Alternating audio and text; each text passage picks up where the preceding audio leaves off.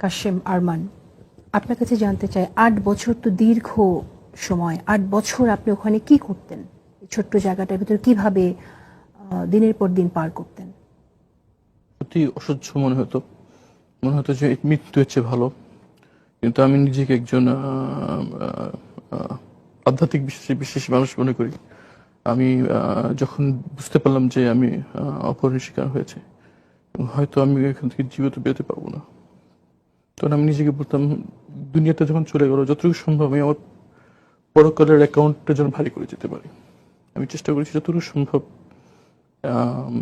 ইবাদত বন্দেগীর সময় কাটানোর জন্য। বারবার তাদেরকে আকুল আবেদন করতাম যে একটা ঘুরি দেন, যাতে নামাজটা পড়তে পারি সময় মতো।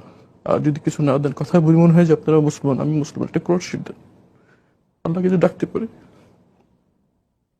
বললে দেওয়া যাবে না আদেশ। যদি যদি রাখতে চান তাহলে রাখার আমি বলতাম হতাশ হয়ে, যে রাখতে চান রাখার উপকরণ দেন, আর নাইলে মেরে ফেলেন। এভাবে রাখা বেঁচে থাকা আমাদের যে মৃত্যু চেয়ে কষ্টের। তো আমি বলতে পারি যে একমাত্র আমার আধ্যাত্মিক বিশ্বাসই আমাকে বাঁচিয়ে রেখেছে। যখন বের হলেন তখন কি মনে হলো? প্রথমে যখন আমাকে বের করছে তখন আমি তাহাজ্জুদ নামাজ পড়ছিলাম, অনুমান করে যে শেষ রাতে হতে পারে। ওই সময়টা নর্মালি যারা প্রহরী তারা ঘুমায় এবং নর্মালি আমাদেরকে বিরক্ত করে না।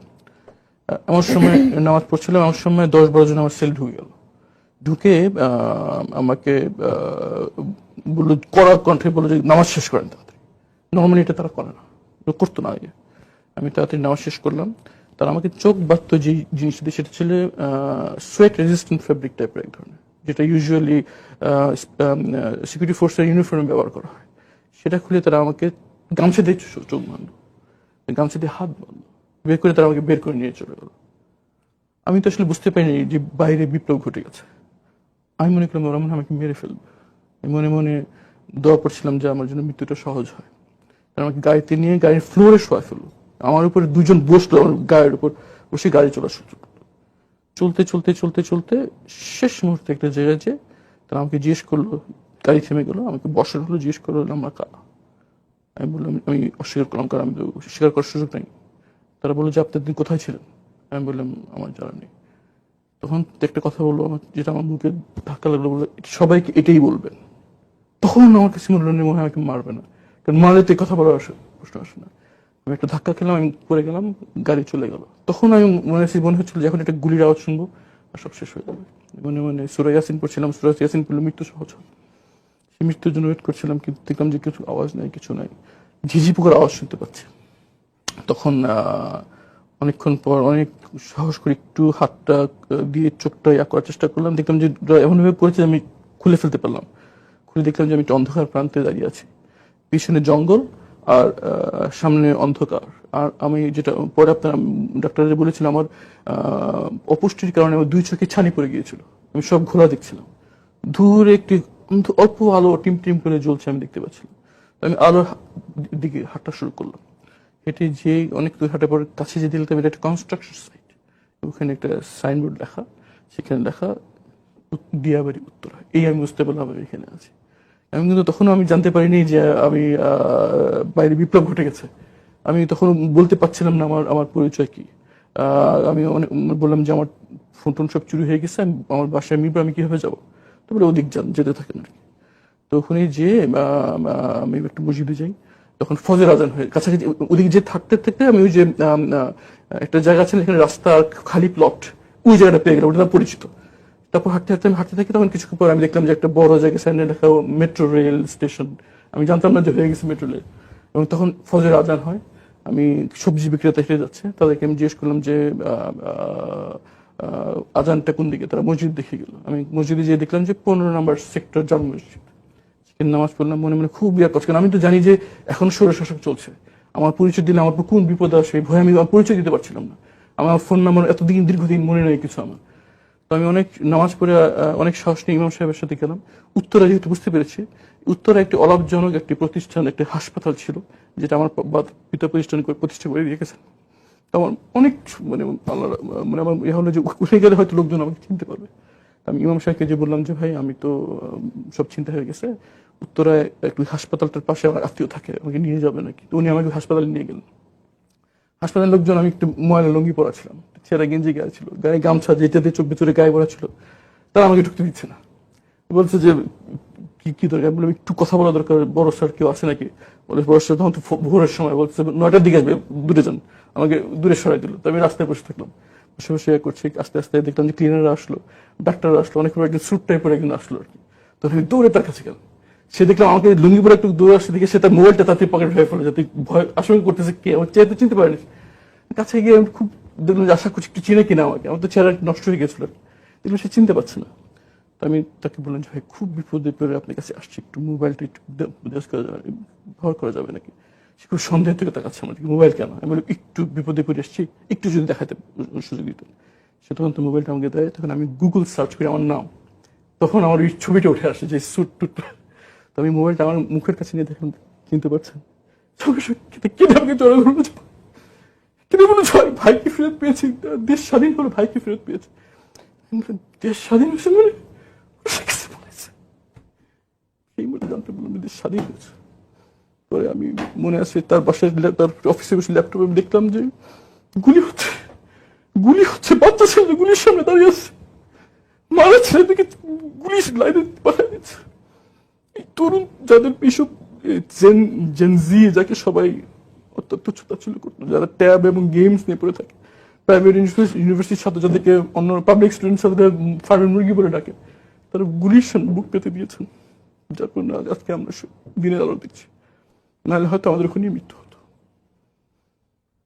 তো এইভাবেই আমি মৃত্যু পরে পাই। পরে আমি জানতে পারি যে আমি স্বাধীন হয়েছে, দেশ স্বাধীন হয়েছে, এবং তারা তখন আমার পরিবারের সাথে যোগাযোগ করে। যখন হাসপাতাল থেকে ফোন যায় পরিবারের কাছে, সবাই ভয় পেয়ে গেল। তারা ফোনে বলতে সাহস পাচ্ছিল না, বলছে আপনার এদিকে আসেন, হাসপাতালে আসেন। তখন আমার পরিবার সদস্য ভয় পেলো যে কিছু খারাপ পেল কিনা, হাসপাতালে নর্মালি আসছে। তখন তারা বললো একটু ছবি পাঠান। তখন তারা আমার মোবাইল আমার মায়ের মোবাইল একটা ছবি পাঠান। তখন মা সব যাতে বলে যে তার ছেলে বেঁচে। তখন আমি আমাকে অ্যাম্বুলেন্স করে বাসায় পাঠানো হয়, মাকে জড়িয়ে ধরে আমি ফ্যামিলির কাছে ফিরে যাই। তার মানে আপনার বাচ্চা তো আপনাকে 8 বছর দেখেনি, পারিবারিক জীবনে আপনার এখন বড় মেয়ের সামনে থেকে আমাকে টেনে হেঁচে নিয়ে যাওয়া, বুঝতে পারিনি যে আমাকে অপহরণ করে নিয়ে যাচ্ছে। ও দেখছি আমি খালি পায়ে চলে যাচ্ছি, আমার মেয়েটা আমার জুতো আমার পিছনে পিছিয়ে দিয়ে তোলা ছিল, বাবা তুমি খালি পেয়ে যাচ্ছ, খালি পেয়ে যাচ্ছ। আমার বাচ্চারা ট্রমাটাইজড।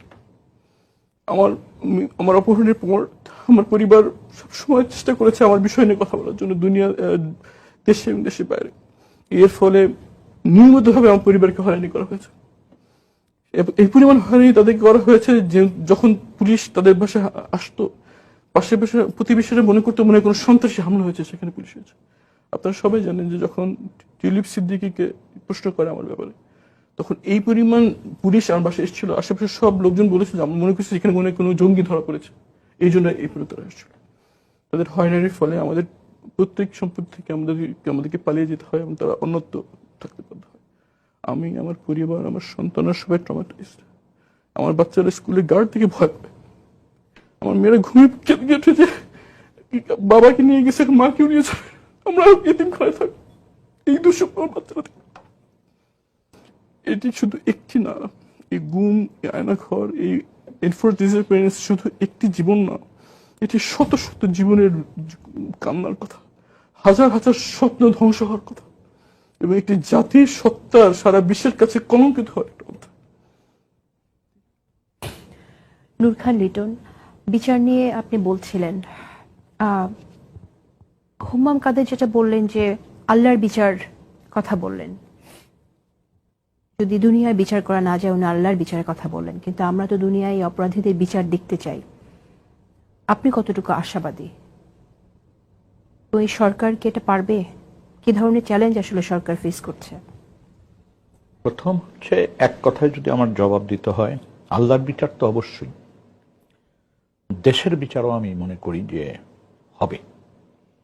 দেখেন, অপরাধীরা কিন্তু চিহ্নিত হয়ে গেছে ইতিমধ্যে, অপরাধ চিহ্নিত হয়েছে, অপরাধী চিহ্নিত হয়েছে, এবং আমরা ইতিমধ্যে দেখছি একটু সময় লাগলেও অপরাধীদেরকে কিন্তু আইনের আওতায় আনা হচ্ছে। যেমন অনেকে অনেকভাবে বোঝানোর চেষ্টা করে বা তাদের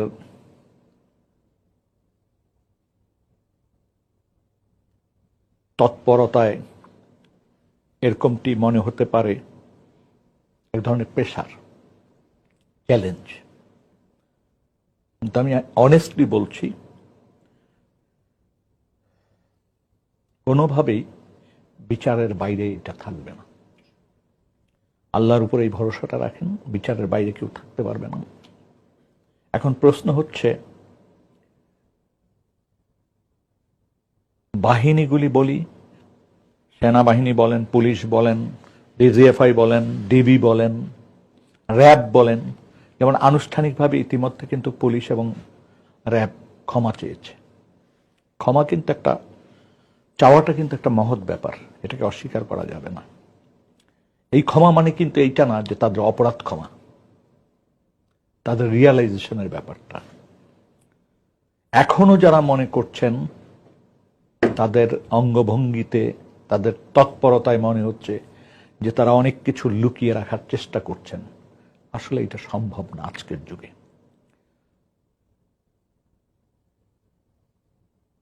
যেমন অনেকে এমনটিও বলার চেষ্টা করেছেন যে আমাদের কমিউনিটির ভিতরে এক ধরনের ঝাঁকুনি হচ্ছে, সমস্যা হচ্ছে। হ্যাঁ, তবে আমি একটা জিনিস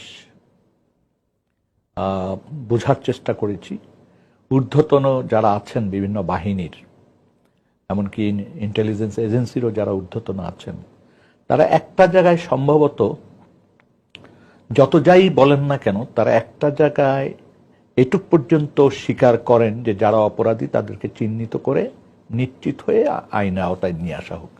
আর আমার তরফ থেকে আমি ব্যক্তিগতভাবে কাজ করতে যে আমার একটা অভিজ্ঞতা হয়েছে, সব কিন্তু আমরা চিহ্নিত করেছি। ইনশাল্লাহ আমরা এই সব কিছু কিন্তু আদালতে উপস্থাপন করার মতো করে আমাদের প্রতিবেদন দিতে পারবো। তার চেয়ে ভালো হয়। একটু প্রশ্ন রাখতে চাই এখানে, এখনো কিন্তু অনেকে নিখোঁজ, এখনো আমরা জানি না যে তাদের কি হয়েছে। তাদের আসবো, তার আগে আমি আপনাকে একটা জিনিস বলি। অপরাধ চিহ্নিত হচ্ছে, অপরাধী চিহ্নিত হচ্ছে, এবং অনেকে এখন মানে একটু জিনিসটাকে কিভাবে আবডাল করা যায় চেষ্টা করছেন, কিন্তু তাদের এই চেষ্টা সফল হবে না। কেন হবে না? তাদেরও মনে রাখতে হবে যে তাদের কমিউনিটির ভিতরও কিন্তু এই কাজটিকে অধিকাংশ মানুষ সমর্থন করে না। আপনি বিশ্বাস করেন, আমরা 15 বছর কাজ করতে যে, ভাই আয়নাঘর আমাকে চিনা লোকে, আমি তো আসমান থেকে পরে আয়নাঘর দেখি নাই, তাহলে আমাকে নিশ্চয়ই কেউ না কেউ চিনিয়েছে। আমাকে কে বলেছে যে আজমি সাহেব এখনো জীবিত আছে? ভিতরের মানুষ অথবা বন্দী ছিল এমন কেউ বেরিয়ে এসে? আমরা 2 দফায় খবরগুলি পেয়েছি, হুম্মামের ব্যাপারেও পেয়েছি, এ ব্যাপারেও পেয়েছি, তার ব্যাপারেও পেয়েছি, যা আছে। এবং এই আছেটা প্রমাণ করা খুব কঠিন ছিল। মানে বিশ্বাস অবিশ্বাসের জায়গা থেকে কিন্তু ফ্যামিলিগুলিকে বলেছি আমরা যে তথ্যটা এরকম আছে। দেখেন, কাজ করতে যে অনেক মানুষের সহযোগিতা পেয়েছি। এবং এই সাম্প্রতিককালের একটা ঘটনা আমি এটা বলতে চাই। একজন লোক এসে আমার সাথে পরিষ্কার কথা বললেন। আমার প্রথম মনে হয়েছিল উনি আমাকে ট্রাপে ফেলতে চাচ্ছেন, কিন্তু ঘটনার যেভাবে বর্ণনা দিলেন সেটা কোনো ট্রাপ হওয়ার সুযোগ নেই। তিনি বললেন যে মোহাম্মদপুর এলাকায় একটা বস্তির নাম বললেন, ওর পাশের থেকে একটা বাড়ির থেকে ভোর রাত্রে, মানে গভীর রাত্রে ঘেরাও দিছে, ভোর রাত্রে ওখান থেকে একজনকে উঠিয়ে নেওয়া হয়েছে এবং তার নাম সে জানতো না। শুধু গাড়িতে উঠিয়ে নেওয়ার পর ওই ভদ্রলোক আজানের সময় বলছে যে আমি কোরআনে হাফেজ, আমাকে একটু নামাজ পড়ার সুযোগ দাও। ওই গাড়িতে যারা ধরে এনেছে তারা শুধু পরিচয়টুক জানতে পেরেছে যে উনি একজন কোরআনে হাফেজ, নাম টাম জানতে পারে নাই। এইটা তাদের মনে গেঁথে গেছে। একজন পরবর্তীতে আমাকে বলল, ভাই আমি এই লোকটির অবস্থান মানে পরিচয় বের করার বহু চেষ্টা করেছি, সর্বশেষ এই মাত্র 15-20 দিন আগে কর্নেল হাসিনের মাধ্যমে